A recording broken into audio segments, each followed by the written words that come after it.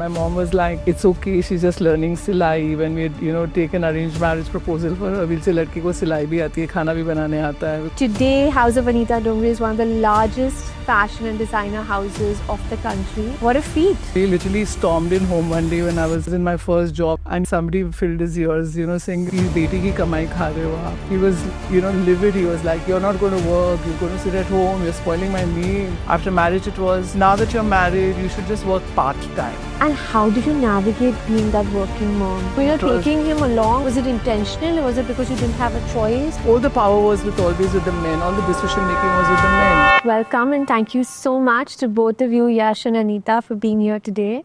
Thank you for having us, Masoom. I'm going to dive straight in. House of Anita Dongre has reported a sale of more than 700 crores just a few years ago. And today, House of Anita Dongre is one of the largest fashion and designer houses of the country. What a feat and what a vision. So congratulations. Thank you. Before we move ahead and, I can start asking you a few questions, I just want to set the intent of the show.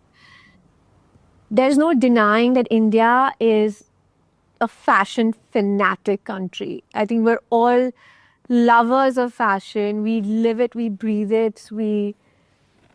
It's in all of us, right? From the smallest towns to the villages, like you've told me before, Anita, to the larger cities. And which makes it no surprise that it's a career choice for so many.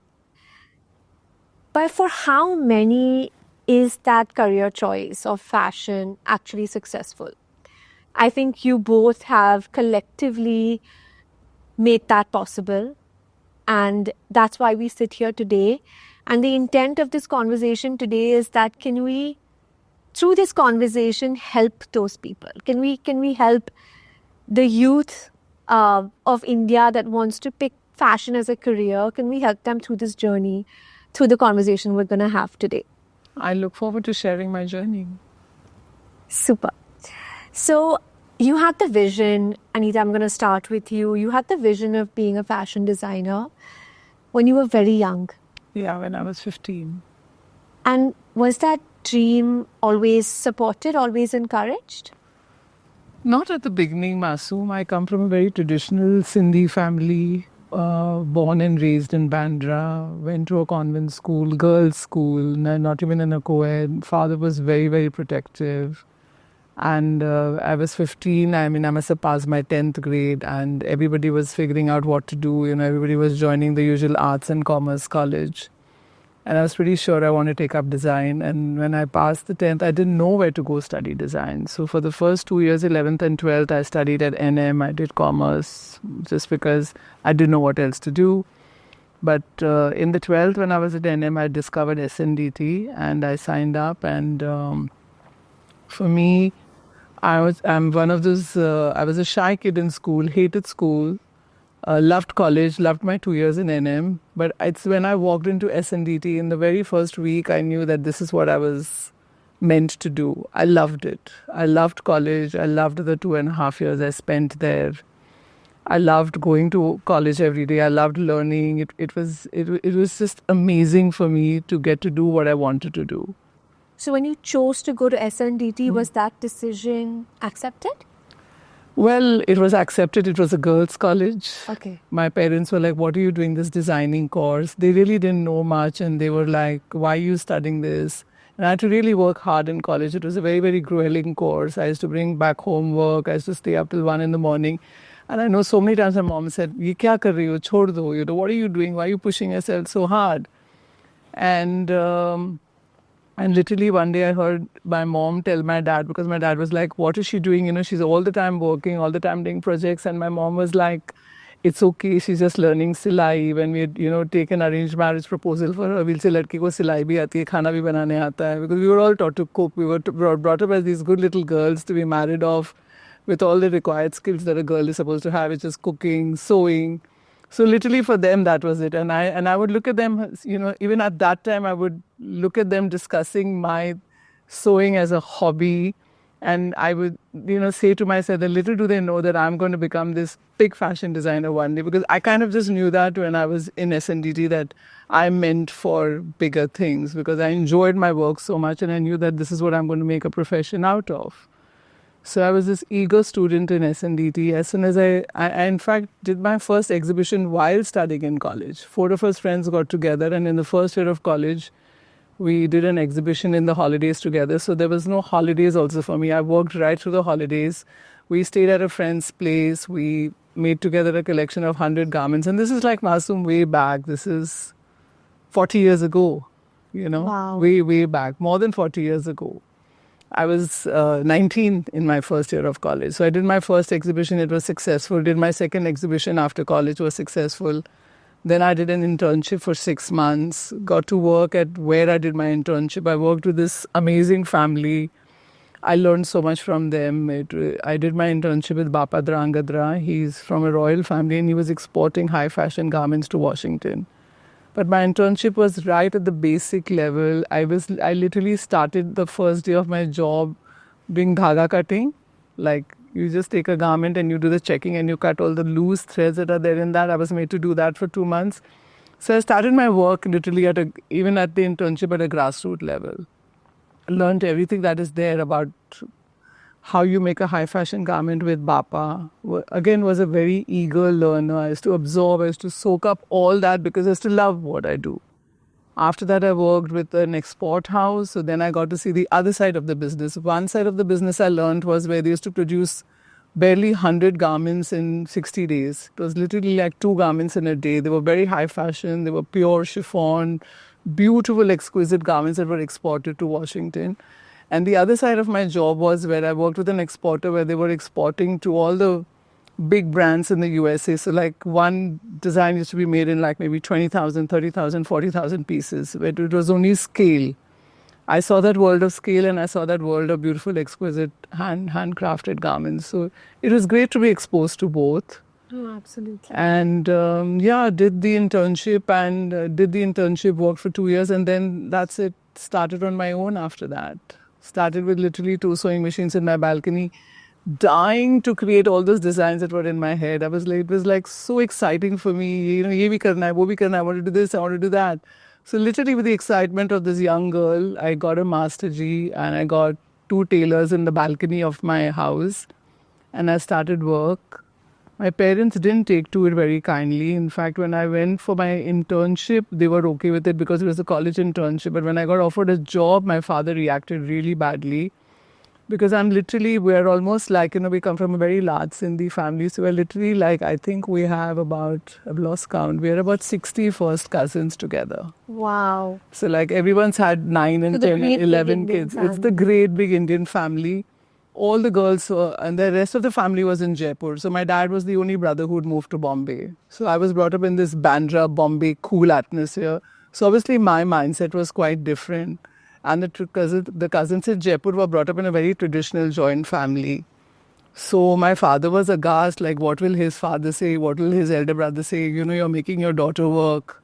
So he literally stormed in home one day when I was, when I was in my first job. I think I completed a month. And you know how in those days somebody filled his ears, saying, Beti ki kamaai khaa rahe ho aap. He was, livid. He was like, you're not going to work. You're going to sit at home. You're spoiling my name. And I'm like, Dad, I need to work. I love what I do. So Mom was always the arbitrator between the two of us. She was supportive. She was very supportive of my dream. She explained to him and then he relented. Of course, in the later years, he became my largest fan. I remember when I opened my 10th store, he said, only 10th? By now you should have had 100. I'm like, Dad. So the same old dad became my biggest champion and biggest fan.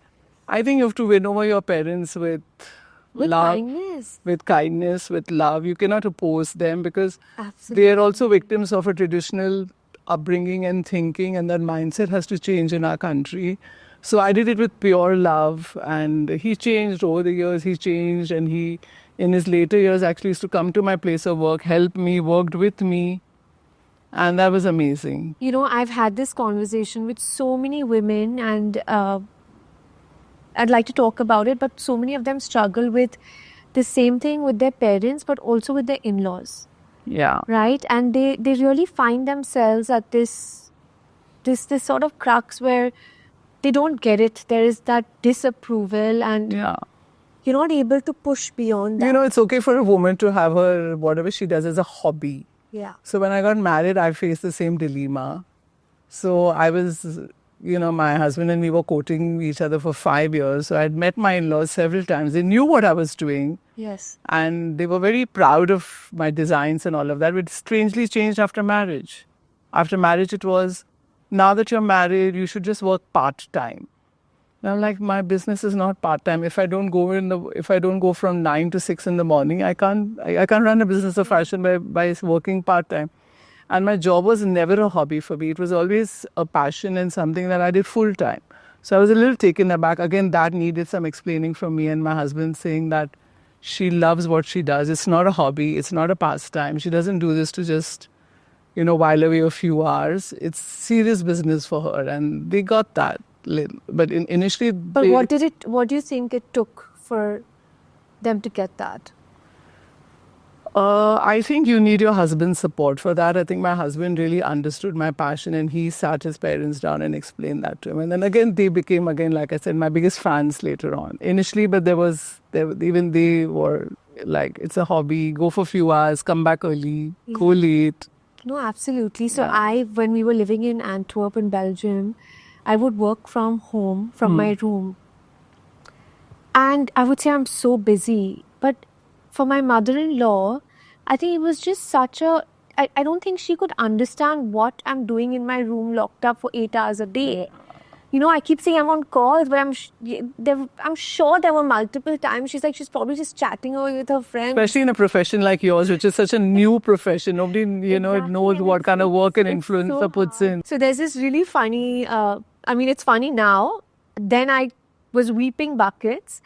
But there was some family member who came home, and, my in-laws were there, and they were like, oh, how's work? And when are you planning to have kids? And then they passed a comment like, but this is all time pass until you have kids, right? I hate that word time pass. I hate it. I've heard it so many times. Like, what is this word time pass? It should be really abolished to use that word. It broke my heart. It literally broke my heart. And I said, this is... And of course, it's the husbands that always have to bear the brunt of, and I was like, this is insane. How could somebody speak to me like that? And I've worked so hard, and this was like 7 or 8 years into my career. Like, I haven't worked so hard to today have someone come up and tell me that it's been time pass all along. Yeah. And I think it's a shift that is required today, right? Like, absolutely. Yeah. But things have changed now, at least for not for everybody. I still think in some small towns and in some families, women would be facing opposition. But by and large, I think it's changing for the better now. Yeah. And they say it's a good way to pass your time. Like, इसमें अच्छा खासा time निकल जाता है. And that would always frustrate me so much. Yeah. Because there's purpose attached to it. And that's something that needs to be respected today. Absolutely. So what did your parents do when you were growing? What did your dad do? My dad was actually a trader in textiles. So he was in... Oh, lovely. So it's been in the family. Yeah, he was just a textile trader. He was not a creative person. He was just a businessman. And I remember when I went first to the wholesale market, that is MJ Market, to buy my fabrics. And my dad's, introduced me to a few Sindhi traders. But it was a crazy experience. It's ironical that, there are hundreds and hundreds of gaddis by all these men sitting. And as a woman, when you walk in, you're literally like the whole woman. You're the only woman in the market. And everybody's dealing in women's textiles, but there's no woman there. So someone else making the decision. Yes. This market was predominantly run by Sindhis, right? It was majorly Sindhis. Gujaratis and Sindhis run the textile market in there. All very traditional. And all would think like she's choti boutique wali hai. I used to hate that word also, boutique wali, because for me that was very derogatory. But again, there two things have changed. But this is way back, it was very, very different. And back then, organized retail was pretty non-existential There was hardly any organized retail. There wasn't anything. And what about your mom? My mom, actually, I think I got my creative juices from her because she's an amazing woman. She's my role model. She's everything. We're 6 kids, Masoom. I have an elder sister, I'm the second sister, then there's a younger sister, and then 3 brothers.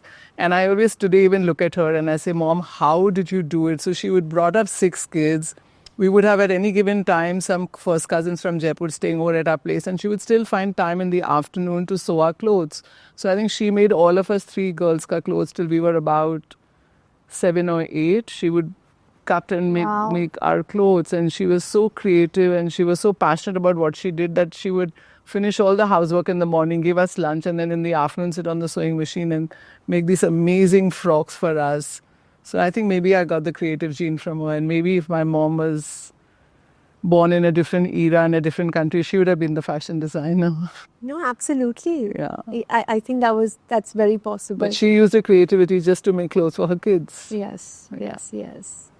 And found so much happiness through that as well. Yes, I mean, obviously she found joy in it that she would sacrifice her afternoon naps to do that for us. So you had this dream, and I've heard this time and again, that you saw this, right? That you wanted to be one of the largest designers in the country. I kind of, when I was in college, I did my internship I did a thesis. You have to study designers. My first year thesis was on Ralph Lauren. Second year was on Giorgio Armani. Both these are really large fashion houses. So I was fascinated with how they build these fashion houses in the West. So my case study was on 2 of the big guys who really have done a fantastic job of the fashion empires they've built. So maybe, I think all that conditions you, right? So I always thought scale, but I always, when I started my first working even from the balcony of my house, I realized that creativity sometimes needs a certain amount of scale. Like I'll give you an example. I used to want to create a print of my own design, and I would want to create that print, and I would go to MJ Market and say that, I want this design made for me, and they would say, we're not going to make 20 meters for you, because at that time my business was so small, I could only buy 20 meters in a design that we would need at least 200 or 2,000 meters.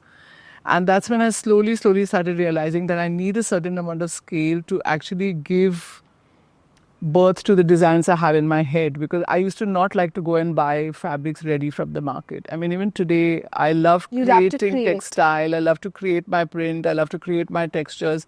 That requires a certain amount of scale. So you have a little MJ Market inside Rabale now?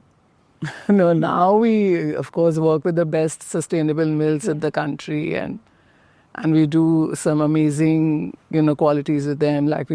But that requires scale, and that scale is something that allows you to be more creative, I think, and independent in what you do, your choices. Do you go back and are you able to identify, because you've had the ability to dream very big. Is that coming from somewhere? I think I always wanted to be financially independent, Masoom.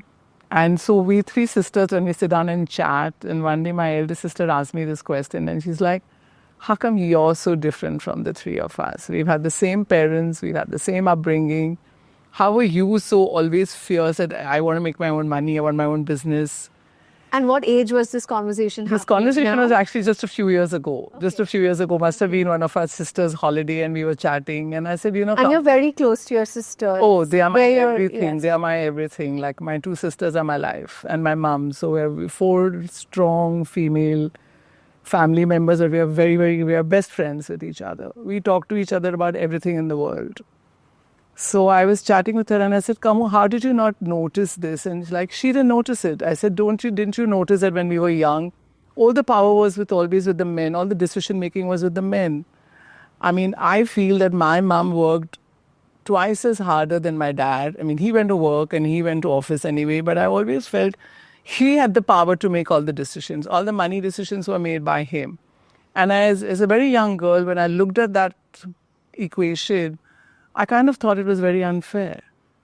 That why did my mom not have to make financial decisions? If anything had to be in the house, daddy se puchenge. When daddy's in a good mood, we'll ask him. Yes. And the power was with the man. And I never understood that. And even when we used to sit in family gatherings, I used to always realize that the men had the power just because the men made the money.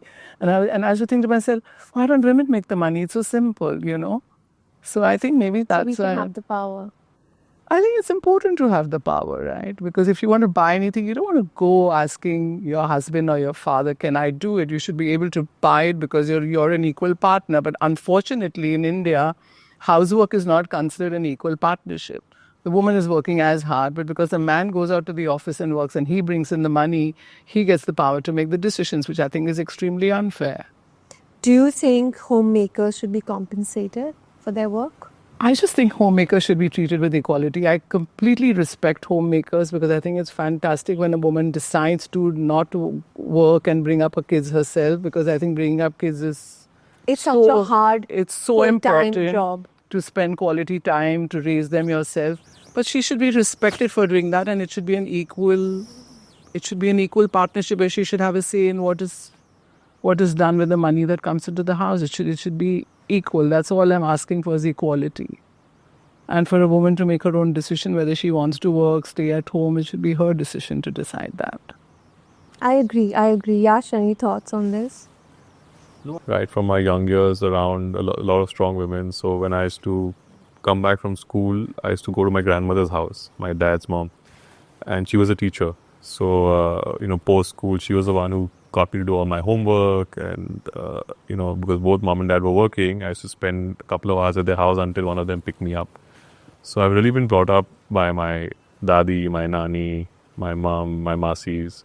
So I've had really strong women around me through my growing years. I've never ever not spoken about anything in front of Yash. And my dad's sister, my Atya, because we are Maharashtrian on my dad's side, was also in Bahrain. So even in the summer holidays, I was in Bahrain for a month between these two houses, again being taken care of and mentored by women. So my Masi and my Atya. So it's just been, I've had a lot of strong women around me on the growing years.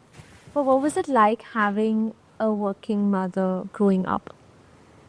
Because at that time and in that generation, I'm sure we're pretty much the same age, here and there. In our class, there weren't that many, right? You were probably one of the few amongst your peers where your mom is working. And how did that feel? I think to me it always felt very normal. And like I said, I don't think I lacked anything growing up because, of course, I had great parents. I have great parents. They never made me feel the lack of anything. And even in terms of time, because that's something that you can't always give when you're working. Yeah.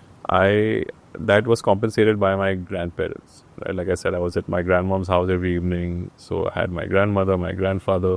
So I never felt that lack of time or lack of love or any of that while growing up. And then, of course, post-work, I spent a lot of time with mom. And then also I spent a lot of time around her work, which is, I think, one of the reasons. She took you along. She took me along. So along everywhere. That's where the organic interest started growing in me to eventually take this up as a career, because I didn't have any pressure as such from either of my parents, like, this is what you have to do.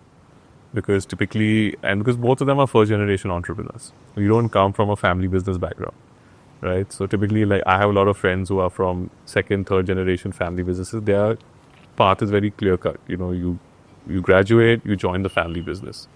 In my case, that never was the case, right? So for me, it was always like you can do what you want, you can do what I'm doing, you can do what your father's doing, or you can do something totally up to your choice. So I think just by spending so much time around her workplace in those early years, and then also just seeing that meteoric rise from very, very humble beginnings to eventually the business scaling into something totally different, that really inspired me. I think that's how I eventually said, this is something that I want to do and take forward. And how did you navigate being that working mom?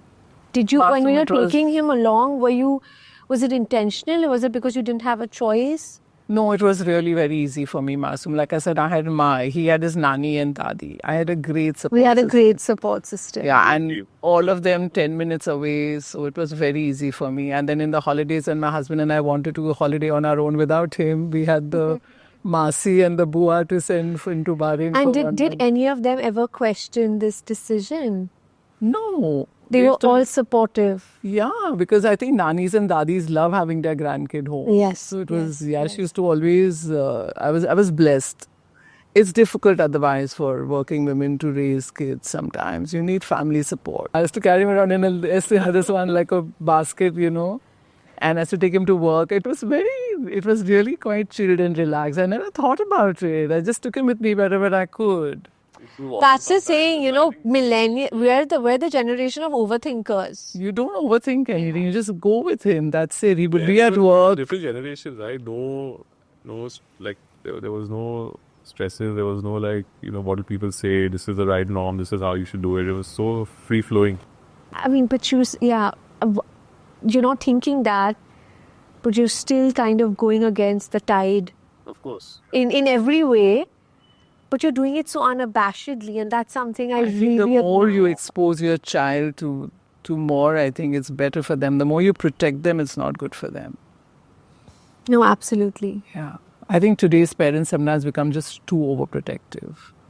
Like I sometimes don't like to see when a kid is walking and he falls and the mother will pick him up and go into a tizzy and say, Beta laga kya? Beta kya hua? Like everyone's so overprotective. We shouldn't be that overprotective. He's fine. He's fell down. He got up. My He was son, okay. my son was not allowed today. He loves shoot days, and he knows when Mama's shooting. He can barely speak a few words, but he knows the word shooting. But he was banned by the team because the drapes would be on the floor, the sand would be in his mouth. Yeah.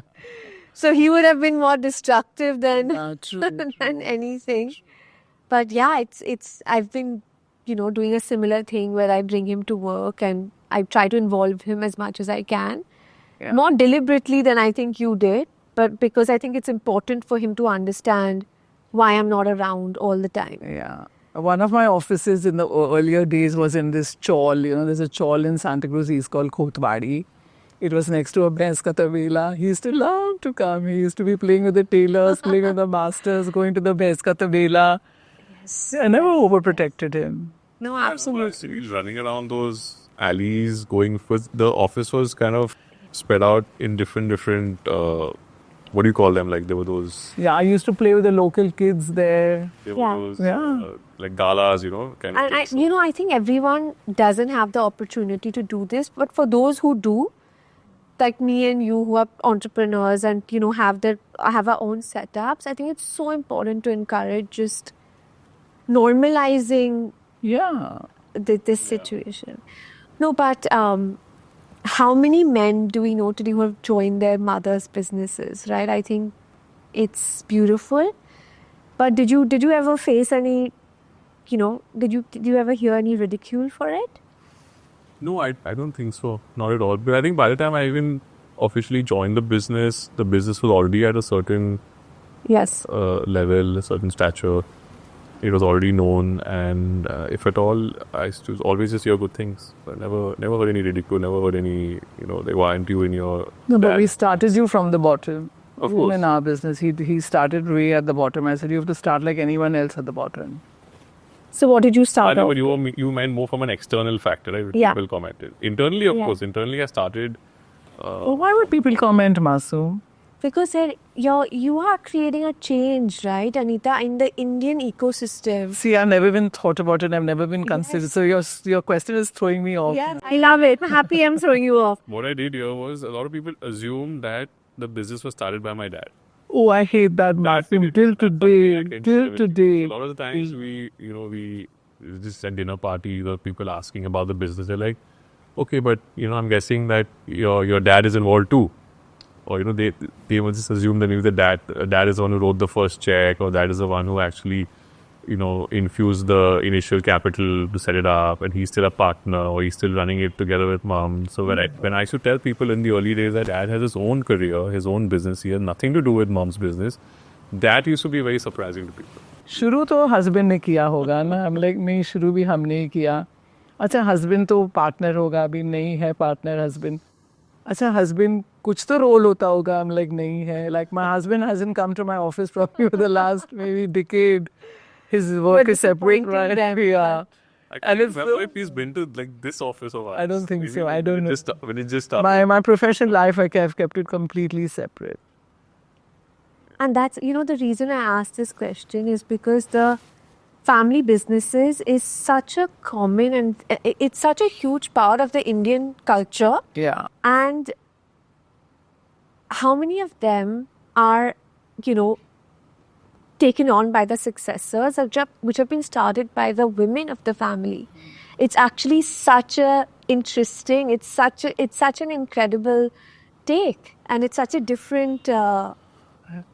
I'm listening to you. So how does he feel about your success? How does your husband feel about your success?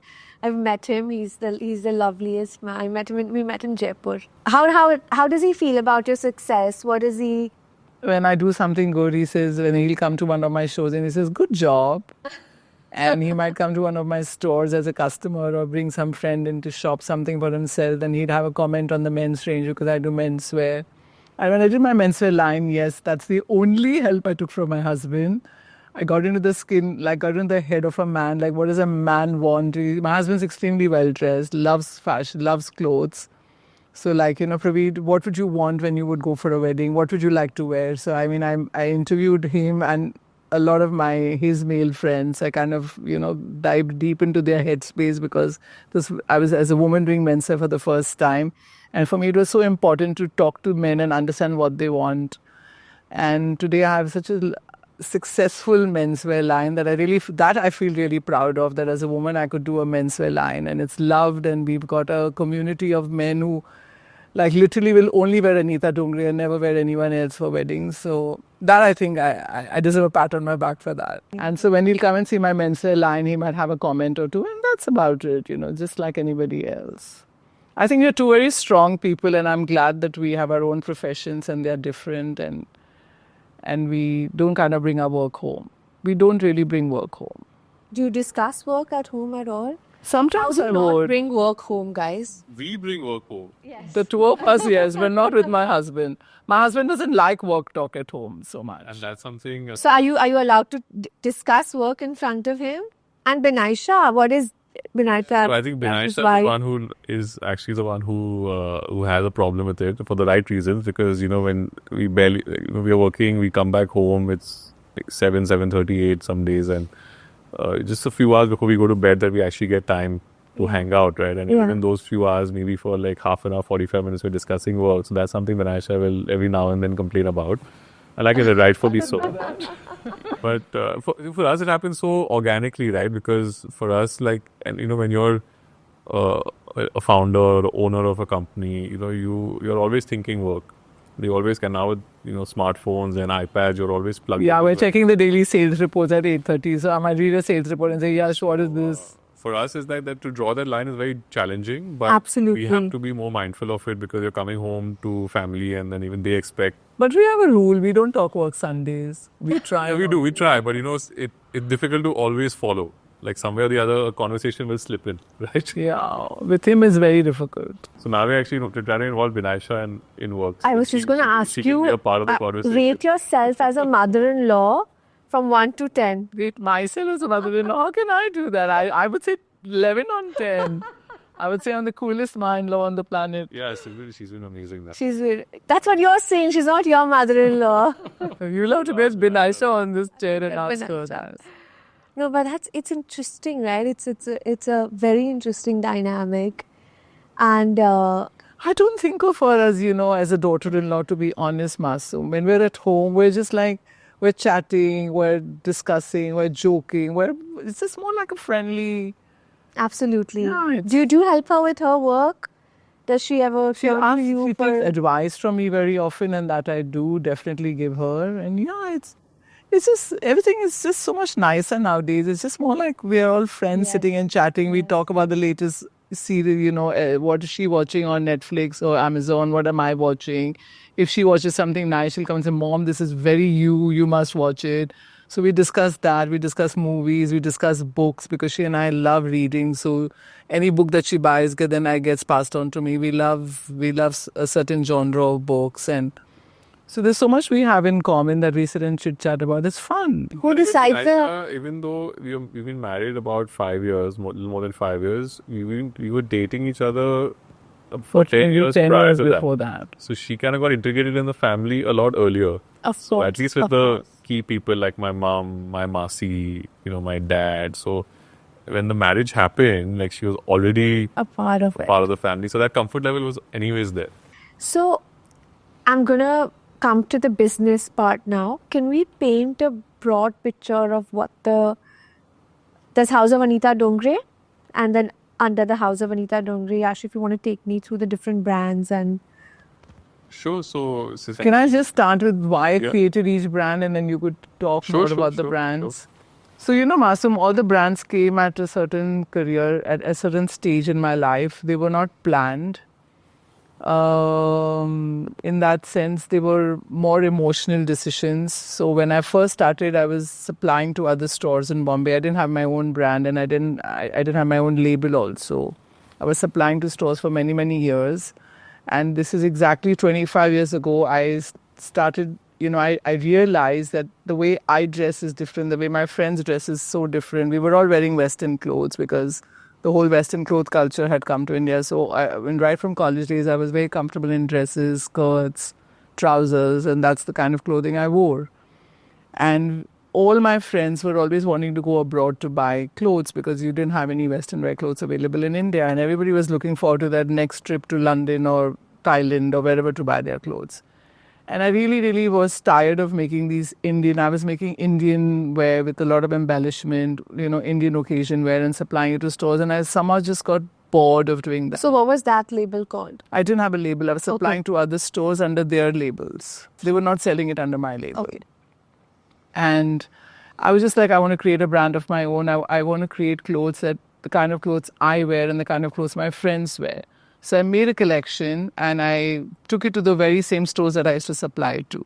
I was thrilled with that collection. I thought like this is the best thing I've ever done. So I did a crisp white linen shirt. I did black trousers. I remember I did a shift dress. I've always loved shift dresses. I did a shift dress in cotton poplin. Like really cool stuff. I think literally that first collection which I created, I have pictures of it, and we were looking at the pictures in the other day in the head office, and every one of those you could wear and buy even today. Like I was showing the team, and the team was like, "Oh my God, we can't believe this! You did this 25 years ago." I'm like, "This was a basic, working woman's wardrobe that I wanted: white shirt, khaki pants, shift dresses."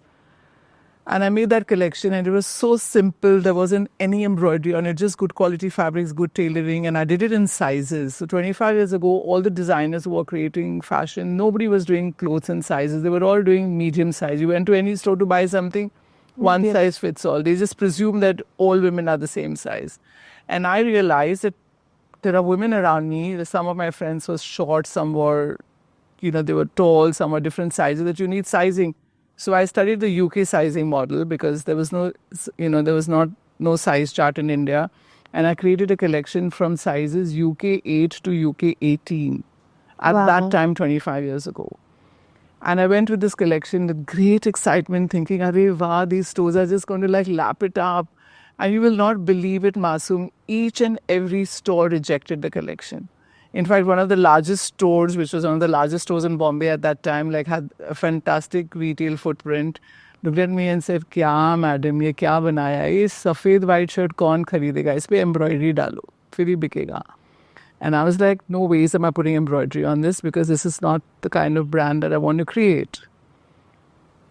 And the rejection after rejection after rejection. So sometimes to anybody watching this, rejection can be sometimes so good for you because there's something bigger and better for you.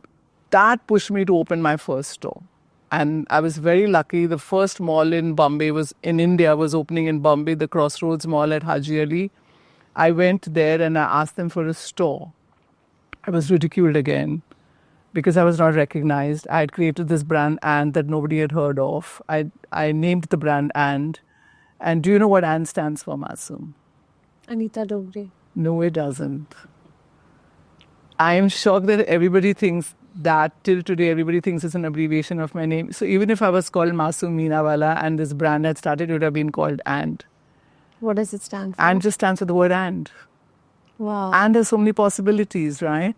So the brand was named with a very good friend's help, Narendra Kumar Ahmed. Yes. So Nari came over. He was introduced to me by a common friend, and I looked at. Nari was like helping me and consulting with me because I needed somebody to say you're on the right path, because everybody else was kind of saying what you're doing is not right. This is not what India wants. India doesn't want basic stuff. India doesn't want plain clothes. India wants embroidery. And Nari was, you're on the right track. Just do what what you're doing is correct. And we were just sitting and we were discussing one day what I should call this new Western wear brand. And Nari just had come back from a trip to Australia, and he said, these kind of words are very cool now in Australia. And, if, but, so. So I looked at him and said, I don't know what he's talking. Ye to pata nahi kya keh raha hai. But I went home in the night and I woke up in the morning. I'm a 5 a.m. riser. And I suddenly said, this is it. It's and. It's and for me because and there's so many possibilities. I could do and home, I could do and men's, I'll do and kids. And it's just a word with so much potential and possibilities. And I'm going to call the brand and. And I went the next day and I said, and it is. And then Divya Thakur did my branding. She did my first logo, and she's amazing. And so the brand was born, but rejected from every store. So now what do? I've got a brand name, I've got the clothes, I'm excited, I've got the sizing, I put in 1 year's of work. So no one is taking it. And no one is taking it. So I started my own store. I was rejected at Crossroads. I convinced them. They gave me a small store, 200 square feet. And within a year of us opening our brand in that store, we had the highest per square foot sales in the whole mall that store had. It was just a success from day one. We were literally sold out in the first week. And there was no looking back then. And that's when I tasted success, that if I sell to the consumer directly, because all those years I was selling it via other stores, so I was not meeting my consumer. I would spend a lot of time at that store on weekends, talking to my consumer, listening to her, because I think understanding what the person who's wearing your clothes, what they feel when they wear your clothes, what they say is so important for you, for me, because the whole intention of for me, fashion is emotion. I make clothes to make women feel good about themselves. I make clothes to empower them. The Indian woman had just started working, and I didn't think she had a good enough India-made wardrobe for her in India. And then I would meet so many women after that who would say to me, I wore an Anne jacket for my first interview, I got the job. I wore an Anne dress for my first date, and now I'm married to my husband. And clothing carries so much emotion. Everybody, I would fly on a flight and the air hostess would say to me, man, this same interview when I went for this airline, I was wearing your shirt and your jacket. And she said, your clothes are lucky for me. I would hear things like that. So Anne just kind of created so much of happiness in the customer in the women who were buying it, that it was, I got back more than I put in. I just got back so much of love with that brand. So I have two questions from what you've just told us. One is, Anita, can you go back to when you were supplying the clothes to the store, right, without your label? How did you get that opportunity? I made a set of samples. I went and showed it to the stores, and we would take orders. Okay. But it was.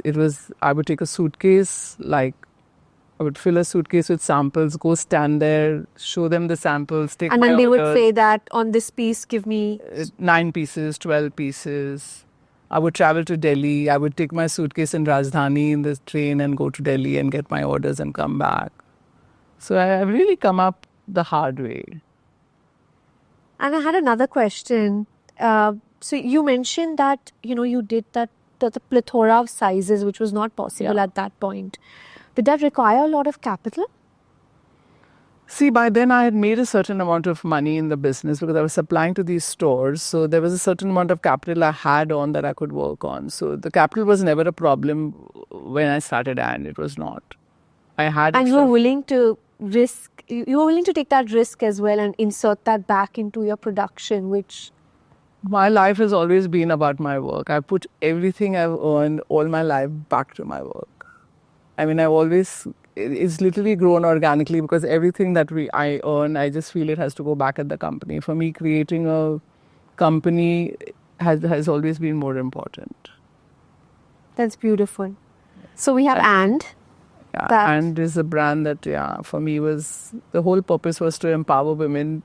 Today all of us, if you wear the right clothing, you the day you wear the right outfit in the morning, you just feel you can take on the world. Of course. And for me, that was so important to do with my clothes.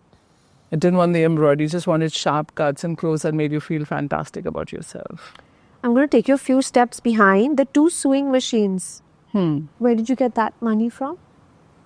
That must have been a loan from my dad, or must have been my exhibition money. But I remember once I took a loan from my dad of 20,000 rupees way back then, because I got my first large order. I think even the 2 machines were self-funded, because I did those 2 exhibitions in college. Yes. I must have made some money. Yes. I did my internship. I worked for 2 years. That salary must have gone back. I've always been quite, in that sense, I'm not a big spender. I mean, I save. I must have saved. I saved the money, and I must have started all that with my own money. I remember going to dad just once to borrow money because I got a big order and I needed money to buy the fabric. And that's when I learned the value of money. My dad gave me the money after deducting the interest. And then he gave me the check, and I remember saying, but dad, I asked for 20,000 rupees and the amount was less. And he says, what about the interest? Interest is taken in advance. So even my dad taught me the value of money by giving me a loan on interest. It was not interest free. I returned it to him, I think, in 3 months, and the order went through and I got the money back. Is that the same thing you would do for your kids today? Good question. Okay, if I started my own company, then maybe. I don't know. I don't think I'd have been as tough as my dad. Let's be honest. My dad was tough on us, but I'm glad he was tough on us.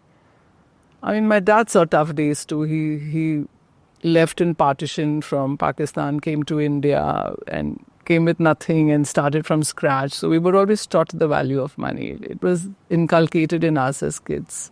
And those days were different. Yes, These days are different. Today's kids are brought up with so much, and yes, we were taught to be more, we were taught so much of resilience. You stayed in a joint family. I went to Jaipur. We used to sleep on the terrace, joint family, eat together, do everything together. There's a certain amount of resilience that you learn when you're brought up in a joint family, which I think is holds me good even today. When you work in a large company with large teams, you just become more tolerant as a person, because that teaches you tolerance also. That teaches you to respect everybody, because that's what you're taught as a kid. absolutely. I grew up in a joint family as well. And I think until I was in my early teens, my brother and I, we both slept on mattresses in my parents' room. And it was the most beautiful childhood. Now I think about their privacy and what this meant for them, and how they ever, their whole life was us. Yeah. And now when we have our kids and we Masoom, literally it's want to exactly take a the holiday same. without them. It's exactly the same. I keep telling Yash this when we go on little breaks, my mom and Yash, I keep telling my mom, tell him the old stories, because we used to live, we used to live in an apartment in Bandra, and we always had cousins over from Jaipur. And just mattresses were laid at the drawing room, and everybody just slept. And my mom, I never heard her once tell a cousin that we don't have place for you. Our house was an open house. Absolutely. And I could feel bring like friends over for dinner and last minute, and she would always have food on the table for But everyone. we have so much to learn from them and from you, because today as parents, we are like, oh, we'll go on the summer vacation and we'll keep the baby here. And I feel like my parents have, their whole life has been us. And similarly, we lived with my dad's brother, my dad's parents in the house, but my dad's brother's kids. We were all in one house under one roof, and all on mattresses in the hall or in the rooms, wherever you found place. True. And there was so much love. There was so much And today when a cousin love. comes over, there's a big discussion in the house. But the guest bedroom is occupied. Where will she stay? I'm like, oh God, till a few years back, we never thought about where will she stay. Yeah. It's a great reminder. Yeah. But yes, going back to the family tree of House of Anita Dongre. I think Global Desi is next. So Global Desi for me was, again... Is Anne closest to your heart? First all Yeah. First, or did Anne come first? Anne came after Yash. Yash is older. Yeah, I'm the first one. I always come to the brands like my babies. I think Global Desi came for me to just, wearing Indian was not so cool at that point of time when I launched Global Desi. I wanted to make India cool. I wanted to make wearing Indian prints and Indian clothes super cool. And when I launched Global Desi, it created this crazy. Again, I mean, everyone wanted the brand so badly and wanted to buy it. But what really became a biggest threat for me in Global Desi, it got copied so much, Masoom. And no other brand has got copied as much as Global Desi got copied. We used to be out with the collection, and within 15 days, the same departmental stores that we used to stock the collection, it would make copies because it's so easy to copy in India, you know, it's very fast. Would have the same piece, the same design sitting next to mine at $500 cheaper. How did you deal with that? Oh, it's tough to deal with that. It's tough to deal with copies because these just mushroom so much faster than what you can do. You just have to move on. You just have to keep getting new. So it was exhausting and tiring for me to always be doing something new in Global Desi because the previous season's collection was totally copied, plastered all over. I think the copy was one challenge, and I think also when the brand started back then, it was essentially a first of its kind of like this whole India fusion. Yeah. I don't think there was a brand like it at all, which is why I got copied, right? I just honestly believe that what we have to offer doesn't exist anywhere in the world. Absolutely. And if we don't accept this first and secondly celebrate it, we can't expect anyone else to. So it's got to begin with us. Even today, Indian D2C brands are having such a moment, right? Across the spectrum, right? But even in fashion, you have some really amazing success stories, and they're getting prime spaces in the malls. So yes, that is a proof that sentiment is changing, and that whole mentality is changing. And you know, a lot of this, honestly, I realized when I was living in Europe. So when I lived there for 5 years. And when you're away, you get that different perspective. I saw how much the world was genuinely fascinated with the Indian culture, Indian design, Indian art. Yeah. And I obviously knew the reality, being a thorough Bombay girl. I knew the reality of how much it's being celebrated here, how much we are obsessed with the Western culture, how much and where we are drawing our trends from. And I thought it was an interesting bridge that I could play on. True. But you've done good work on that, Masoom. Thank you so much. Okay, so we have Anita, we have we have Global Desi. Then I started the bridal wear brand, which is Anita Dongre. That's Anita Dongre, the signature brand. And so why did I get into wedding wear? I always wanted to get into wedding wear. I used to do wedding wear unbranded before I started and Global Desi. I used to do occasion wear, and I wanted to come back to that. And I remember when I launched the first wedding wear collection, and I had a PR firm, and they arranged some interviews for me. And I still remember a very, very noted journalist. I mean, he still writes today. He interviewed, and he literally had a ridiculous tone in his voice, saying, "How can you design wedding wear? You do Preth. You're a Preth designer. A Preth designer can't design wedding wear."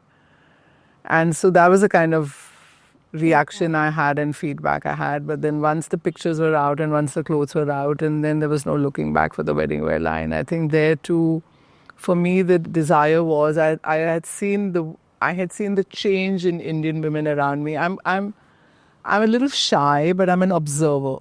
I may talk very less. Today you asked me to talk, so I'm talking. But otherwise, I'm always told by everybody, you're a woman of few words, because I kind of observe and I watch, and I think it's very important to watch what's happening around you in society, because as a designer, you're kind of reflecting that cultural shifts that are happening. And the biggest shift I saw that the Indian woman had completely changed. She was not standing on that one stage like I stood in my marriage for 4 hours doing namaste in a sari. I stood in one place, didn't move around. And today's Indian woman was having more fun at her own Sangeet than even her own friends. She was dancing, she had changed. She was this independent young woman celebrating her wedding. And I just felt that the clothes that designers were making for her were not appropriate to what she needed on the day of the wedding. So I really felt that I would only create something if I feel I have something different to say. So I wanted to use the craft of gotapati on my lehengas because gotapati is a craft that's very light. So my first collection I created were really light, beautiful lehengas, completely inspired by Jaipur. But I did pockets What year was first this? designer. I think about 14 years ago I must have launched bridal wear. I did pockets in my lehengas because I said, how can the lehenga not have pockets? So that again was a first. I showed the bride in all my first few videos. I showed the bride driving a jeep, sending a love note to her husband to be. I love There the was a idea lot of love and twirling. romance. There was a Yeah. lot of twirling in the shoots. I remember this vividly because the very first outfit I wore for my wedding, which was my engagement, 2015, was Really, you were in Anita Dongre. How nice. So a beautiful blue. blue like has a- been a color that I've been doing for a long time. I wanted to do. It was a blue, not lighter just blues, pink. not the deeper blues. It was a lighter blue, very refreshing color.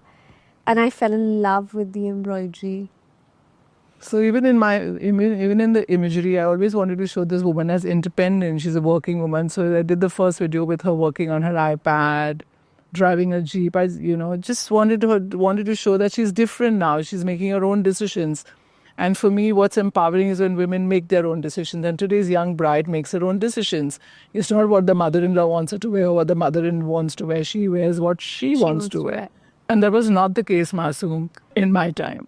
In our time, we wore what the mother-in-law and the mother wanted you to wear. Absolutely. So now today's bride had changed, and obviously the clothing had to change. So I wanted wedding wear to be comfortable, easy. So whether it's creating lehengas with pockets 14 years ago or today creating dresses like what I did in Rewild for your after party, showing I craft. love the shift dresses. Yeah, showing craft, doing a pitchwide dress that a young girl can come in and own her Indian craft, but own it in a shape and a silhouette that she will re-wear and wear again and again and again.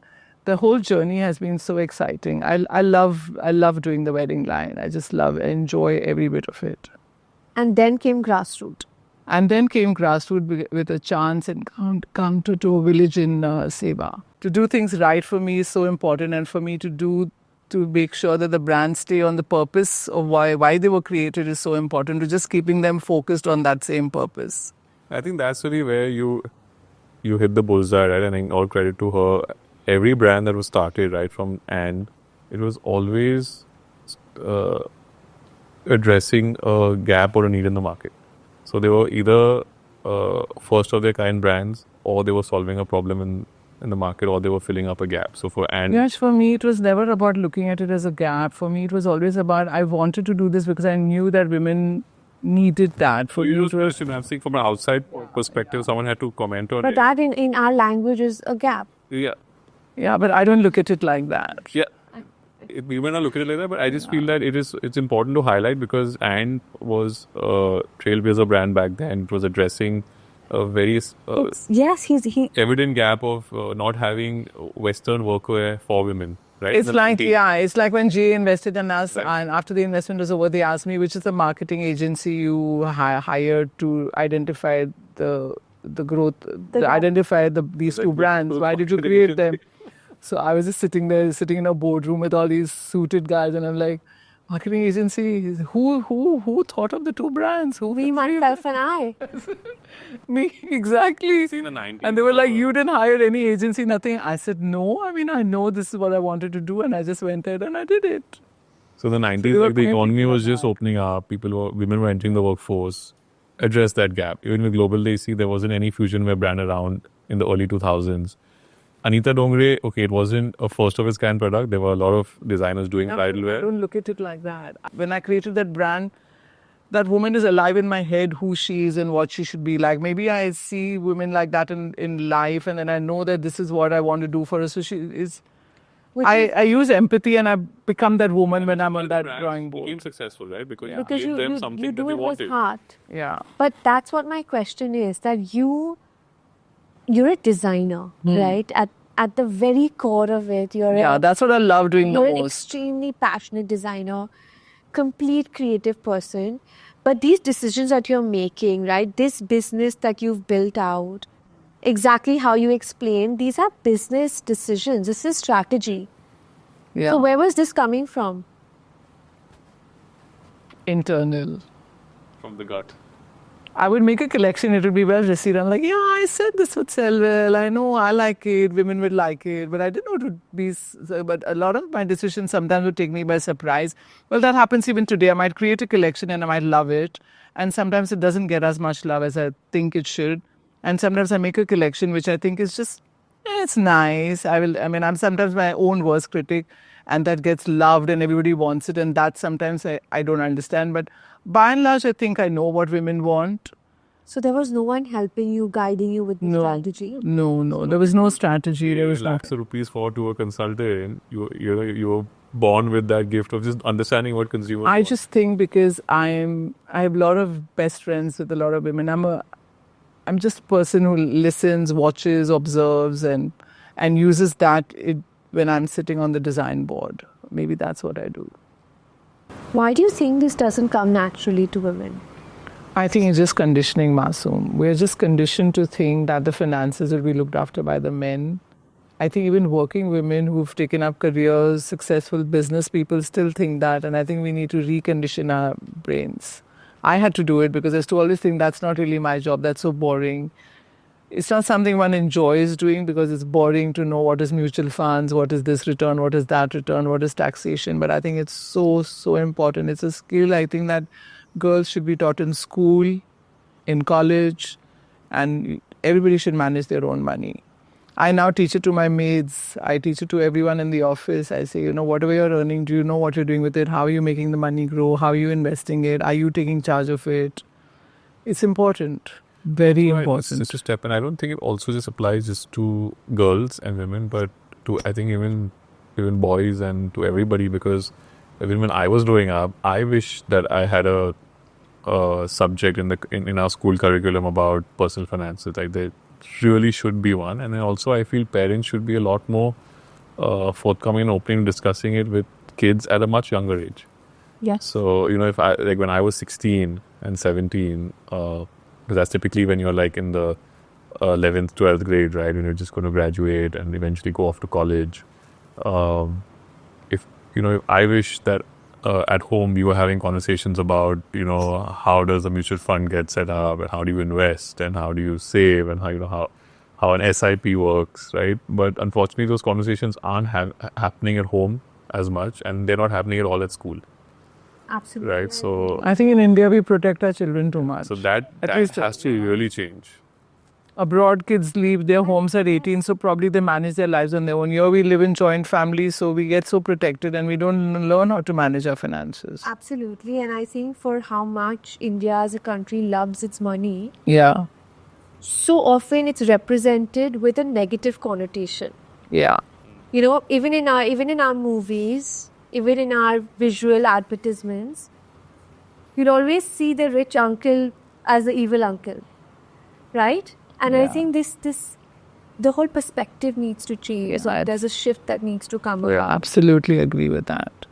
So I've been guilty of the same. I should have paid more attention. It doesn't have to be a taboo subject at all. I mean, you're doing a favor to your kid if you're going to have those conversations early on. I mean, they're going to grow up a lot smarter and they're going to be like, I wish like in my 20s, I was actually investing a lot more. I know, but I think... It's nobody's fault. I think it's just the conditioning which has to change. Yeah. So even when I proactively said that I want to learn more about my finances, I think it was met with a lot of discomfort from the men in my life because they felt like, do you not trust us enough? Exactly.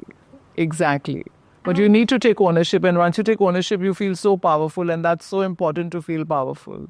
And we could be better at it. Yeah. We could be better at it, but we won't ever know Yeah. if we don't take that first step of learning the basics ourselves and going back to that ground level, that foundation that is lacking. Completely agree. So Yash, you are now at the helm of the business. What do you do at House of Anita Dongre? So my official designation is Chief Operating Officer, so COO. That really means I get involved in a lot of the different functions. I look into driving efficiencies in each function. So I spend a lot of time, driving a digital business. I now look at in the last, ever since I moved back from Dubai, I look into the front end retail operations, all of our brick and mortar stores, making sure each of our stores are profitable, each of our stores are being managed well. I look into, jointly with Mom, I spend time with the marketing team as well. And and the project I've driven, I would say start to finish on my own, has been the international expansion. That's something, I call it my baby. I set up the US business back in 2017. And then post that in 2022 set up the Dubai business. So those are the two businesses that have really been my babies, and I've kind of done everything from start to finish in terms of, traveling there, literally moving my base from Bombay, setting up in New York, setting up the company, eventually setting up the store, and then, running the operations there for a few years before moving back. So India wants to go global. Yeah. And I think you've led that movement, and very successfully. I think that has been, as someone who's been living out of the country for a few years now, I think that's been sort of what's been resounding, right? That the store, the Anita Dongre store in New York, the store in Dubai, it's met with that super success. And the love, Masoom. Yes. Yeah, I very should well. remember when we opened the store in New York, he and I were taken aback. We were standing there the first week on the store floor ourselves, and you want to tell her about the kind Yeah, of we had just emotion. opened. It was the first few days, and customers that started walking in, and we had this family, a mother-daughter duo. They came, they stood outside the store for a few minutes, just staring at the sign. And when they came in, and we greeted them at the entrance, and they literally had tears in their The eyes. daughter cried. Because they said, after so many years, we come to store very often to shop, and all that we see are, European and American brands. And for the first time, on a fashionable, aspirational high street neighborhood like Soho, we're seeing an Indian designer, having a flagship store. And, So many people would come and say that, and they would get an yeah. emotional accord with it. Because so many times you think you're building your dream. But actually, Yes, you don't realize. I didn't realize it so till many I stood people- at the store, Masoom. So many young girls would just come there, and they would all get emotional, and then I realized the impact of what I'd done. I hadn't realized it till They're then. the real stakeholder. Yeah. Of, They of felt the so much brand. pride. They felt so much pride in what we had done. It was so heartwarming to see that. And for me personally, I'm so grateful for that opportunity, and I thanked Mom and the family as well for trusting me at that young age. I was barely 26, 27, and had just very recently joined the company in a full capacity. I had graduated doing my master's in Boston. I just come back. And so quickly of me officially joining the business, they trusted me with this project, really big project of setting up a global business. It was a good decision on their part. Yeah, I mean, now looking back, definitely, but back then, I'm sure for them to have that conviction is something that I'm really grateful for. But what do you think was that? What do you think worked, right? Because I see so many brands, small to medium to large, who want to go global and want to take that step, but they're not able to find the sweet spot. I think there's so much in the media about this, in terms of articles about, India wants to go global, but how do they do it? What do you think has worked for you? What has been that magic potion? So I think going back to the basic principles of what even Mom has followed when she started all the brands is really listening to the consumer and then trying to fill a vacuum in that market, right? So we did realize that the Indian diaspora in the US is large. It's a strong diaspora. The spending power is very high. So and we also saw the whole big fat Indian wedding movement, culture, whatever you would like to call it, enter the US. So the weddings there were being planned at the same or if not larger scales than what was happening in India, right? So destination weddings, multiple events, Why should an Indian family have to travel all the way to India to buy their wedding clothes? Like, then why? we had a lot of Why consumers. should we not be available? Yeah, to we had a lot of India? consumers coming to India to our stores, and then there's always comments saying, now the trips are getting more challenging, and the new generation that is coming in are not very keen on traveling to India. A lot of the families now in the US are third, fourth generation, right? So they don't even have a link to India anymore. Like, they don't have relatives in India anymore. So they're not really willing to make that 18, 20-hour trip to come to India just for trousseau shopping. So we realized that if there was a viable option domestically, they would go for it. And what we saw also domestically were they were just unorganized boutiques who firstly were charging exorbitant amounts to the consumer.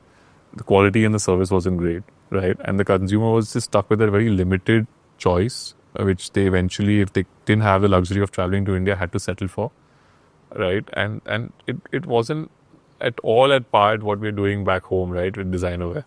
So we saw that It was gap. not just the Indian diaspora, Yash. For us, it was just being, taking Indian craft to the international. And of course, So today we have everyone who shops there with us. There are so many Americans who buy our clothes and enjoy them.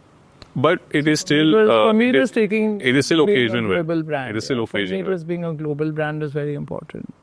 So we have a lot of Americans coming and shopping with us, but they are buying into that Indian occasion wear because now there's so many cross-cultural weddings happening, Yes. right? And that's become a big thing. So you have the friends of the bride and the groom coming in, the families, and we've seen that like if there's a cross-cultural wedding happening, everybody wants to do it the Indian way. That seems definitely to be the more fun way to do it, right? So everyone wants to wear the clothes. Everyone wants to. Everyone wants a Plan a saris, and the barat is becoming so important now. So I think What we saw about that. Dubai, right? The proximity is there to India. How did you ensure that? I live in Dubai now, and I've seen the success firsthand of the Anita Dongre store. I think the Dubai store is more to a global woman who shops in Dubai. Today you have the world coming to Dubai. But you've been able to expand an Indian brand into a global brand for it to be accepted globally. Do you think that has been the... So I think, like you said just now, the proximity, right? I think your strategy very much depends on that. Now, with America, the proximity, I mean, it's very far. It's a long flight, right? So people can't just fly drop of a hat, right? So we said, we should provide Indian occasion wear over there because let it be convenient for our consumers. Similarly, in the UAE, it's hardly a 3-hour flight from Bombay or Delhi, right? So it's more ready to wear. So we said if the bride in the UAE wants to shop bridal wear, they will definitely come and fly down to Bombay and Delhi. I don't think they're looking for options locally because it's also an experience to take a flight, come down. You go to a market like Meroli or Kalagoda, you get to see all the designers in one ecosystem. Absolutely. It's an experience in itself, right? And I don't think for that ecosystem to build in, say, the Middle East will take time, and I don't know if people will even want to do it because of the proximity, right? So we said, we need to offer a product there that can sell to a much larger audience, right? So like Mom said, right, we only took the ready-to-wear line there because we saw that there's a lot of similarity between the sensibilities of the Arabic woman to the Indian woman in terms of what kind of fashion they buy into, what are the colors they like, what are the silhouettes they like. And I'm so proud. and we saw that opportunity, and we said, let's take the ready to wear there because that will sell to a much wider consumer. And I'm so proud when I go to Dubai events and I see Middle Eastern women wearing Anita Dongre kaftans because they love it. The dresses and the kaftans. And I'm one of those girls in your Soho store because you feel that ownership. I feel like, oh, this is the mera hi brand hai. Yeah, I love that. I love So each that. market is so different, and it's very important to localize to that market. I think. But that's- Yash, you moved. You lived in New York. When you worked on the New York store, when you set up the New York store, you moved base to New York. I know you were there, but you decided to live on there. When you set up the Dubai store in Dubai Mall, you moved base to Dubai. You moved bag and baggage. You have a family of your own.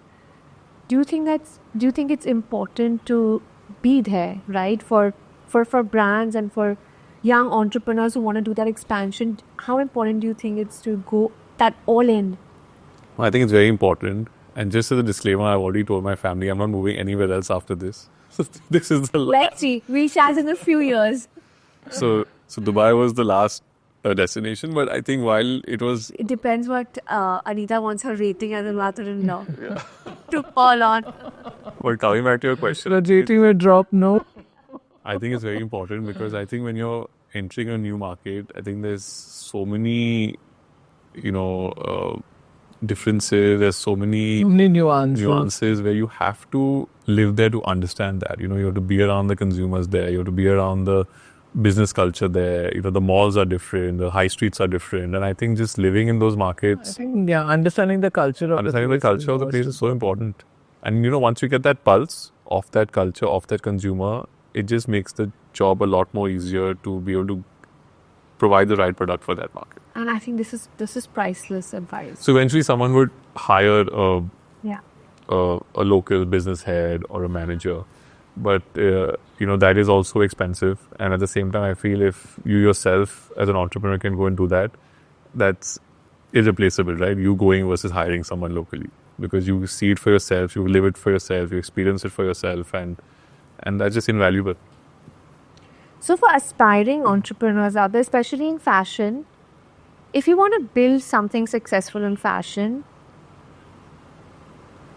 would you say product is more important than the marketing? Is a balance required? What is your take on this? I think first and foremost, you have to have a great product. I don't believe that the best of marketing can sell a bad product. Though I think sometimes today it can, no, Masoom. I don't know. Today I look at some products that are so bad being marketed so brilliantly. And But it can be so maybe I but I think consumers aren't stupid. Eventually, they are going to see through. integrity in whatever you're creating. You'll have a There couple of has to be- seasons of good sale, but eventually It's consumers... not a sustainable. It's not sustainable. It's not long term. I think great product first. You have to believe in what you're doing and you have to do it with all the love and great quality. You have to give it your 100%. So, we spoke to a few designers while you were doing the research for this conversation. And I saw a common thread in all the questions he asked. So one common thread was, how do we create a story around our product? And I felt like that's become a very... And I didn't quite understand it also because I'm not a designer myself. But is this, is it important to be creating a story around your product, to be having that story around your collection? I think it's important because I think a story is important, but then you should have a story first of all. You just can't create the story out of nothing, no? The story has to be authentic. That's most important. The story has to be authentic, and I think the importance of having a story has really gained that momentum with the generational shift, right? So even when you look at the Gen Z consumer, whether they are buying into a fashion brand, whether they are planning a holiday, whether they're looking to attend a concert, they just want to buy into an experience, right? So even when they are shopping for clothes, they don't want to just limit it to, okay, I'm just buying clothes for the sake of buying clothes. I want to shop into an experience. Yes. And I think that's something that has really gained that importance and momentum. Or knowing the as the story of a generations brand. have, shifted, right? Knowing a brand. Today, a young consumer wants to know what the brand is about, what they stand for, what their values are, why are they different from the next brand that's doing the similar thing. And then they're more likely to go and become loyal consumers. And I think it's important your personal values translate in your brand values too. Because like, for example, I'm vegan. I've never used leather in any of my products in the company. I've never used fur, never used any animal skin right from day one. Because I think it's important that what I believe in personally is in my work too. So that's important. That is really important to take up. And even if that limits you, you should stand by it. Because I think for Mom, she's always wanted to develop an accessory line when she started Anita Dongre for the longest. But because of the limitations with the materials, she wasn't able to. And now because you have so many new age materials come out, she was able to then Yeah, I waited for the right find a time. really good vegan leather and then create a line. We literally were sampling with this company for 2 years, and then we launched the first line of bags because I just did not want to use leather, and it was so difficult to create a line without. I mean, one could have compromised on the values, taken a shortcut, and done a leather range or done a PU range. But that's something that I think people will see through eventually. Do influencers help the business? Have you seen them add any value to? I think they do. I mean, I think they do. Of course, they do. Masoom, you're the expert on that. You should answer that question.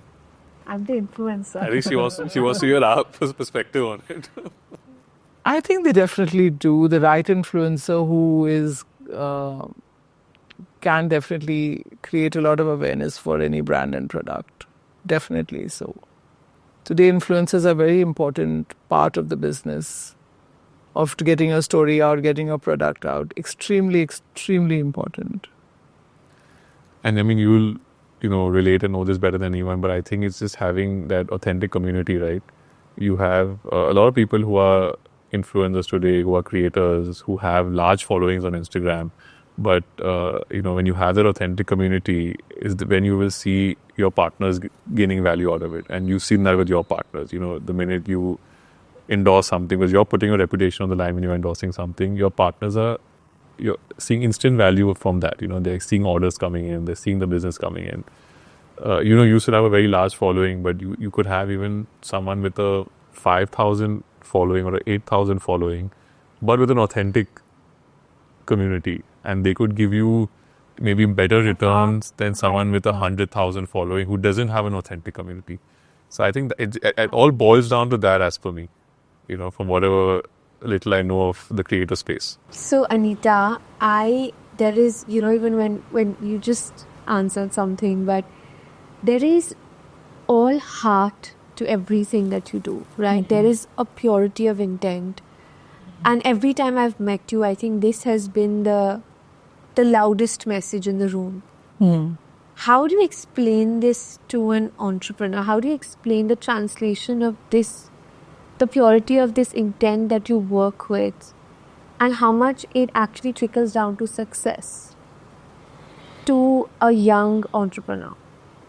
I think, Masoom, you have to believe in what you do, and I don't know it in any other way. You have to believe in what you do. You have to work really hard, and success has to follow, according to me. Because if you really believe in what you do and you're authentic to what you do, and you work hard, there has to be some success.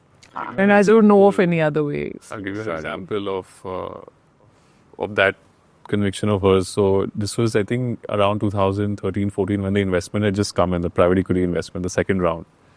And we were like half the size of the company we are today, or maybe even a little less. And I think Mom's had a dream of always working out of her own space.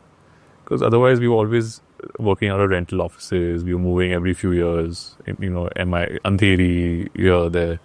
And she said, I really want this office of my own. I think she had already imagined it in her mind, a very utopian space, a beautiful green space.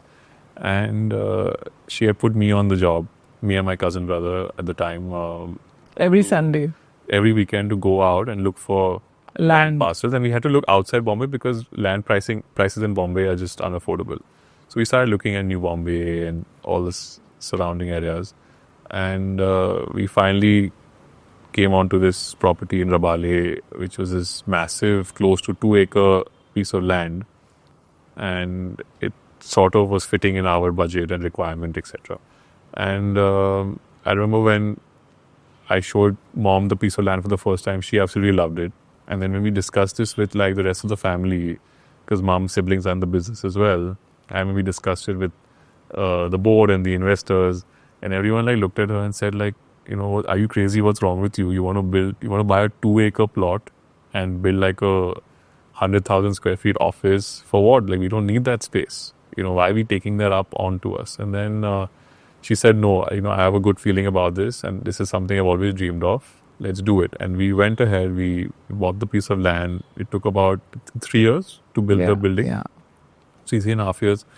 And when we moved in, the business had already reached that scale where it justified us having an office that size. And we were acting in the first year or so already falling a little short of space. Right. So I think even though we had additional FSI to construct more floors, which we haven't as yet, but it's just that's her foresight and that's her.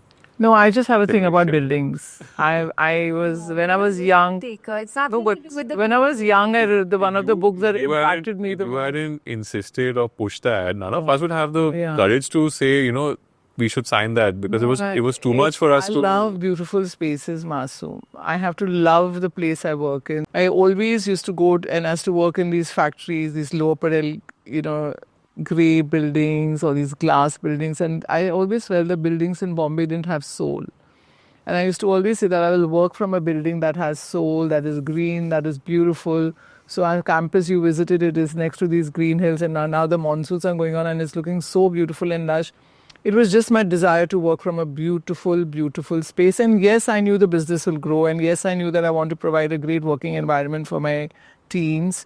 And I wanted to be one of the nicest places that somebody could come to work in. It was a combination of all of that. You're a big believer in spelling out your dreams and then watching it come alive, right? So if I'm looking back at our conversation, Absolutely. Yeah. Everything is a dream, for me. so Everything. we've got the case study. Let's start with the case study on, Giorgio Armani and the likes. Yeah. And then you build today, in reality, one of the largest fashion houses in the country. Then you've got the dream of building your own collection. Serendipity that it gets rejected, so you have your own store. Then you've got the dream of working in this beautiful building. Yeah. And you make that happen. But that's what life, you dream it and then you work towards your dreams to come true. Even the store in New York Was a dream. I always had a always dream. I want to have a store in New York, in a high street in New York. And I remember when we went there, all of our network in New York that we have, family, friends, were like, what are you all doing? I'll have to go and open in New Jersey, in Edison. But that's where the Desis live, right? What are you looking at places in Soho? Like, are you crazy? And we were like, no, but, nothing against. Yeah, but Yash, when I went for the first holiday when you were about 8 years old and we went to New York for the first time and I walked the streets of New York, I said, one day I'll have a store here. So I think everything I do is a dream. The Rewild show that I did was a 20-year-old dream, Masoom. And that is why Do you have a process? Do you write these? No, they down? just stay in my head because that's why one thing I want to say to young people is dream a lot, dream big. And do you hold on to these dreams? I hold on to these dreams. So I remember going to City Palace 20 years ago. Again, I must have gone there to this museum. They have a museum of clothes there. And I loved the space so much. And I said and then I did a shoot there. One of my first bridal shoots was at City Palace. So when I shot there and I was just standing in that beautiful space and I said, oh my God, wouldn't a fashion show just be the best thing ever here? And I remember telling this to a choreographer friend of mine years ago. I said, I really want to do a show there. And then that desire just stays in me. And then one fine day it really happened. I just picked up the phone and, called Diya Kumari and I said, I'm doing this charity fundraiser and can I do it in City Palace? And she said, yes. So I think you dream and you manifest and the universe makes it happen for you. But I think you should never stop dreaming. Because for me, life is about achieving my dreams. And I love the Rewild show. Literally, when that show unfolded, it was like, I have dreamt this and it's come true. But not only did it come true, it was bigger than my dreams. It was like goosebumps, Absolutely. Yeah, but it was all a dream I had. Have you inherited this desire to dream? I hope so. I think I have. Long way to go, but nobody. I think you're also being very humble about it. I mean, one thing is to dream, but then to be able to execute that, and also, in some sense, you are charting new courses for the industry. Whether it was opening in New York, even in Dubai, for that matter of fact, we're the first to enter Dubai, but we were the first to. When I went to Dubai Mall, I said, why do only foreign brands have their stores? Why don't we have a store? I always think like that. I'm very India proud that way, Masoom. Traditionally in Dubai, the designers used to come in and open in Jumeirah, take up a villa, and say that that's what we should do because we want to target the Indians. But we said, why do that? Dubai is a heavy mall culture, and then when we opened Dubai Mall, we happened to be the first. So I think those decisions and those visions all come from her. But it's important to dream, but then it's important to work towards those dreams. You can't be lying on your backside and dreaming. The dream won't come true. Absolutely. I think execution is equally important. So, when after I started creating content, I was 17 when I started. Then I also had an e-commerce venture of my own, which unfortunately I didn't carry on for too long. I kind of lost the vigor then. But in the office drawer, which was in Bridal as well, I used to work out of my dad's loft. So in the office drawer, I used to write 100 orders a day. And I would leave these chits lying around. So every time I'd open the drawer, to remove a book or something, I would always look at it and I'd always remind myself of it. And funnily enough, and this is years ago, this is back in 2012. And funnily, I was thinking about this last year. And dreams have a funny way of realizing themselves, right? And not always exactly the way you envision them. So that e-commerce venture of mine, unfortunately, was not successful. I didn't take it forward. But somehow I ended up building a business that was able to drive 100 orders a day to other businesses. So in some sense it all just ties together. Materialize. And dreams have a beautiful way of... But that's the thing, Yeah, that that's we need the amazing. first step. We need the courage to have the dream. But not all dreams come true, Masoom. I've had my dreams which have also resulted into failures. I don't know whether you know this, but I ran a wellness center which I had to shut down. Oh, really? I've always been into wellness and alternate therapies, and I started this wellness center 15, 18, 20 years ago. Yeah. In Bandra, there was this. I still have the place. There's this cute little cottage in Pali village, Bandra, and I had this utopian dream. Most of my dreams are utopian. Was of creating this wellness space where people would come there and heal and recover and get better and find their spiritual selves. And then I realized that I was just actually wanting to share with the world what I was going through, because I was going through this whole phase of wanting to learn more about myself, and I was delving into a lot of alternate therapies, and I wanted to literally take the world along with me, but that didn't work. It was not successful. I ran it for about 10 years and it just kept making losses, and then finally after 10 years I shut it. So not all dreams come true, or maybe this dream may still come true, I don't know. Never know. Never say never. Never say never. Yeah. And we really don't know what... I think it was a concept, too ahead of its time. I mean, everybody wanted to come there just to lose weight. The dietitian was supremely popular. Nobody else wanted to do anything. Any other form of healing they were not interested in. The weight loss did really well. Clay wellness. It was called clay wellness because, clay for me is you mold yourself like clay, and it didn't work. And I met somebody recently, and they said, you were just 20 years ahead of your time to the wellness center. Now you should start it. I said, now I don't have Also one learning. I was very young when that venture had started, and I was young when it even folded up. But I think my learning as just an observer was that also, and for entrepreneurs out there, that you don't also take on more than you can chew, right? Because at the same time, you have a business that's running, right? And her energy and the family energy was on the main business, which was the fashion business. And then you started this, even though it's a passion project, it's a business. And then if you can't give it enough time, it is not going to be as successful as your main business. So I think that's also one way to look at it. Yash, actually you hit the nail on the head. If I was only doing the wellness thing, I'd have made it work. But I was doing fashion and I was doing wellness. The concept, even though ahead of his time, was fantastic. I mean, the kind of services we were offering there, the kind of, we had invested in equipment. It was really good. But I was offering a lot of alternate therapies, which I give it so in now. Yeah. Like if you open that today, it will be a huge success. Just because people are so much more aware now. He's going to think about this too. No, I'm not starting anything new. No way. But let's talk a little bit about the mistakes, right? Are there any mistakes that you both have made in this journey that you think others... Oh, Masoom, so many. Sometimes we've opened, like the biggest mistakes we opened a few years ago when the company expanded like super fast, crazily, was wrong stores at wrong locations. Sometimes we've hired the wrong people in a hurry. Yeah. Oh, we've made our fair share of mistakes, trust me. Getting into the wellness space when I didn't have the time. So, You should always do what you can manage. Sometimes you can't say, I want to do this, I want to do that, and I want to do everything. You can't, because today, whatever you do, you have to do it so well, because it really requires you to do it well for it to be successful. I've really sometimes, done stupid things, done a lot of stupid things. And that's been okay. Yeah, it's okay. It's all a part of learning. I mean, I haven't gone to, and I'm not an MBA. I've just learned on the job. I mean, I'm just a BCom graduate and a designer who's learned on the job. So I made my share.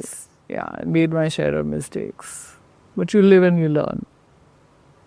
Do you have any fears attached to your business? Both of you. I think you, for the while that, you've been working on this business, and Yash, for you, today as you stand at the helm of it, do you have a fear that, I have so many fears, and that's where this question comes from in relation to the business that I run. I think if you don't have fears, you can't work. I have fears all the time. I'm always fearful, and which is why I'm watchful, fearful, watchful, So fearful, what could you watchful. tell us about? There's always fear that your next collection will not work out. There's fear something will go wrong. There's a fear that there's always a fear that your next collection, because as a designer, you're as strong as your last collection.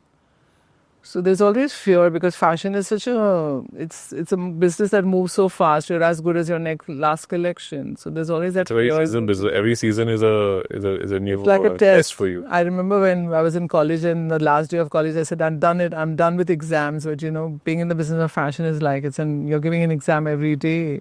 So it's tough. I'm sure they can agree, but even after 25 years of them running the business, however much you structure it, however much you try and put a science around it, at the end of the day, like she said, every season is a new evaluation or a new test that your consumers, whether they accept it, whether they don't accept it, and of course, competition is one thing. We always look at competition as an opportunity. I don't think competition rattles us as such, because we always learn, we always look at competition, being more of a boon than a bane, right? Absolutely. As a driving force. But I think we keep just competing with ourselves in terms of. For me, it's just I have my purpose, and I want to walk into work every day and work towards that purpose. And that purpose also comes with a lot of responsibility, because so many people are dependent on you. So for me, I feel the sheer enormity of the number of people who are dependent on me. I can't just walk into work one day and decide to go on a holiday for 2 weeks. I can't, because I feel responsible, because if I go off on holiday and I don't create the design, then some woman in some village is not going to get work for the next 2 weeks. So you have more than 2,000. We're about just about 2,000 people, but then there are thousands of other people who you're supporting, who you're impacting. So it's not a profession where you can be moody, and that requires so much of discipline, where you come in and you start creating every day, because the minute you stop creating, you stop giving employment to so many people around you. So the responsibility is immense. Masoom, I can never take a long holiday, ever. I always take short breaks, 1 week, 10 days, 1 week, 10 days, and I'm back. Because if I take a long break, it has to be so well planned that it just sometimes doesn't seem worth it. So I do short breaks, short intervals, I take breaks, but I never go away for a long time, because it just doesn't. I mean, the work suffers then, unfortunately. There are days you get tired, there are days you cry, there are days you want to give it all up, there are days you say, oh God, this is too much for me to handle. But you wake up at 5 a.m. in the morning, refreshed after a good night's sleep, and you're ready to take on the world again. Bring it on, let's do this. Let's continue to build the largest design house in the country. Amazing. Thank you so much, Anita and Yash, for your wonderful time here today. Thank you. Thank you so much. I'm taking back from this conversation, and I hope everyone who's watching this, it's been valuable for them. Thank you. Really enjoyed speaking with you.